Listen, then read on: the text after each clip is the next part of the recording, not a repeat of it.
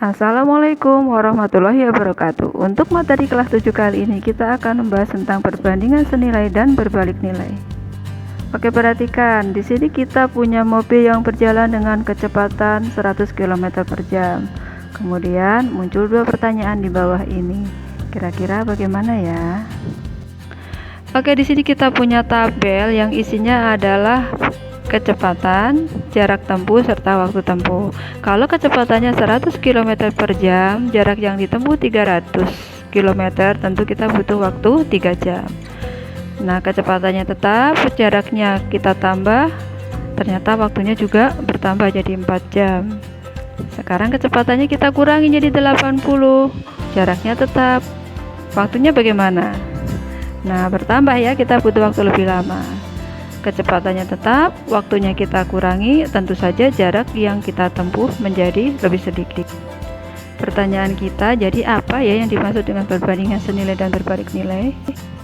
Nah, jadi perbandingan senilai itu adalah perbandingan dua besaran yang rasionya sama. Kalau berbalik nilai, rasionya berkebalikan. Nah, kita kembali ke tabel yang tadi ya. Kita perhatikan baris pertama dan kedua. Perbandingan jaraknya adalah 300 km dibanding 400 km. Jadi rasio jaraknya kita sederhanakan menjadi 3:4. Sedangkan perbandingan waktunya adalah 3 jam dibanding 4 jam, sehingga rasionya juga 3:4. Perhatikan bahwa rasio jarak dan waktu sama. Ini adalah perbandingan senilai.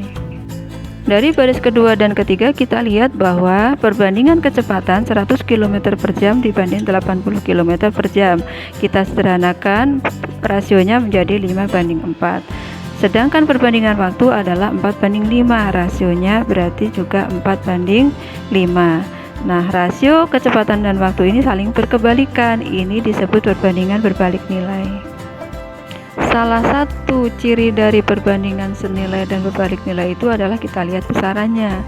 Kalau besarannya sama-sama bertambah, itu biasanya senilai. Kalau besarannya satu bertambah satu berkurang, itu biasanya berbalik nilai. Untuk tabel ini yang nomor 2, 3, dan 4 nanti diselesaikan sendiri ya. Sekarang kita masuk ke contoh soal.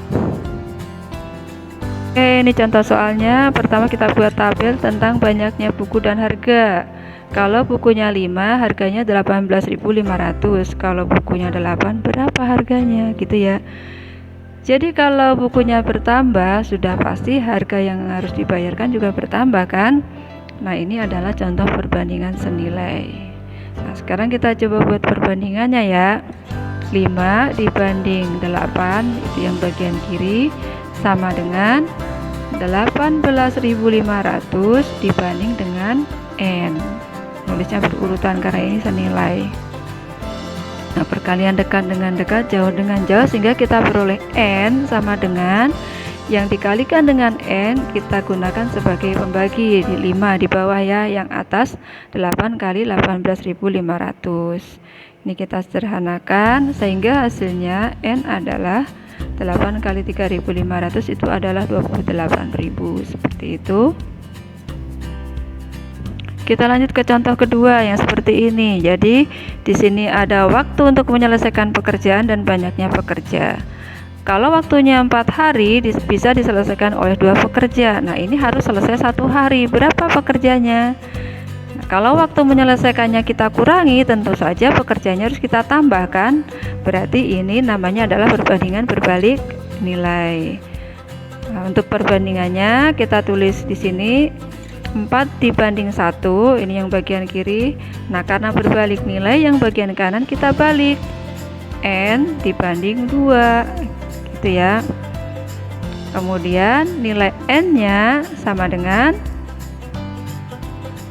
biasa seperti itu, satunya sebagai penyebut 4 kali 2, sehingga N nya sama dengan 8. Jadi pekerja yang dibutuhkan untuk menyelesaikan 1 hari adalah 8 orang. Demikian materi kita hari ini. Terima kasih sudah belajar. Assalamualaikum warahmatullahi wabarakatuh.